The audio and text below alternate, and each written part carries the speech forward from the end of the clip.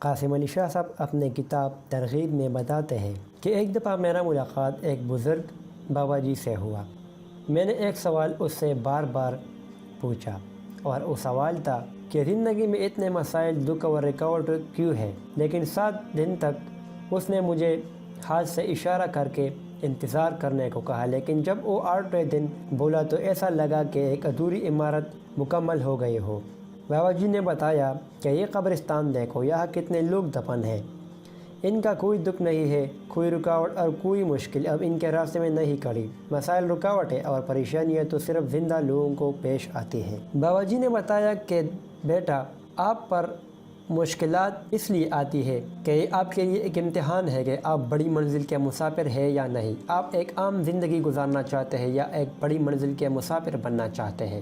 بابا جی نے بتایا کہ آپ انجینئر ہو، ڈاکٹر ہو، اسٹوڈنٹ ہو یا آفیسر ہو یا مزدور ہو، آپ کچھ بھی ہو، روز قدرت آپ کو مسائل بیچ کر آزماتی ہے کہ آپ بڑی منزلوں کے مسافر ہیں یا نہیں۔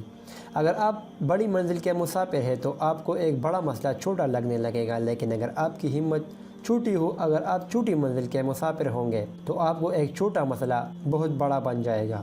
بابا جی نے ایک سوال مجھے بھی داغ دیا کہ بتاؤ، قرآن پاک میں حضرت موسیٰ علیہ السلام اور فرعون کا تذکرہ کیوں کیا گیا؟ میں نے جواب دیا کہ وہ اللہ تعالیٰ کے پیغمبر تھے اور یہ تاریخ کا ایک اہم واقعہ تھا۔ بابا جی مسکرائے اور بولے، اس واقعہ کو قرآن میں بیان کرنے کی اس لیے بھی ضرورت تھی کہ ہم میں سے ہر شخص کو روز یہ فیصلہ کرنا ہوتا ہے کہ ہم موسیٰ علیہ السلام کی صف میں شامل ہیں یا فرعون کا ساتھ دے رہے ہیں، کیونکہ حضرت موسیٰ علیہ السلام بڑی منزل کے مسافر تھے اور اللہ تعالی ہمیں قرآن کے ذریعے یہ پیغام دیتا ہے کہ زندگی کو چھوٹے چھوٹے جھگڑوں، مسائل، لالچ، حسد اور ناامیدی کے نام نہ کر دینا۔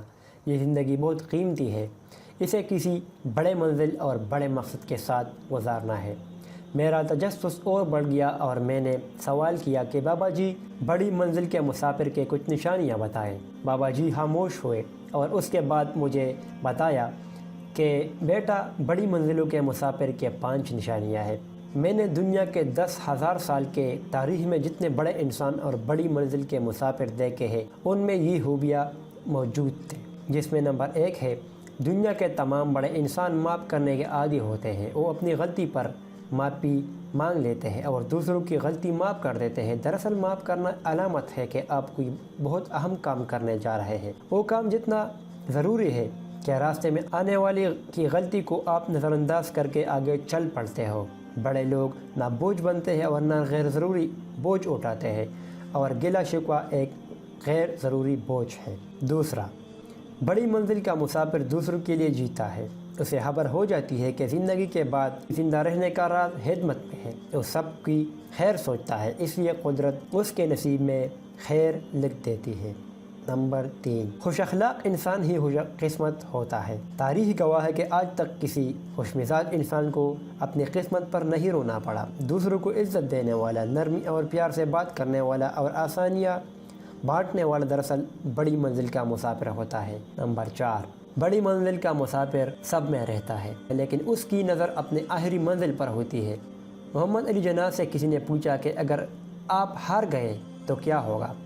جناح نے اعتماد سے جواب دیا کہ اتنا ہی کافی ہوگا کہ روز قیامت میرا اللہ تعالیٰ فرمائے کہ جناح، تم نے کمال کیا۔ آخری منزل پر نظر آپ کو چھوٹی موٹی ہار جیت سے نکال دیتی ہے۔ نمبر 5، بڑی منزل کا مسافر اس کام کو تلاش کر لیتا ہے جس کے لیے اسے دنیا میں بھیجا گیا ہے۔ اپنی شناخت کے بغیر کوئی انسان عظمت حاصل نہیں کر سکا۔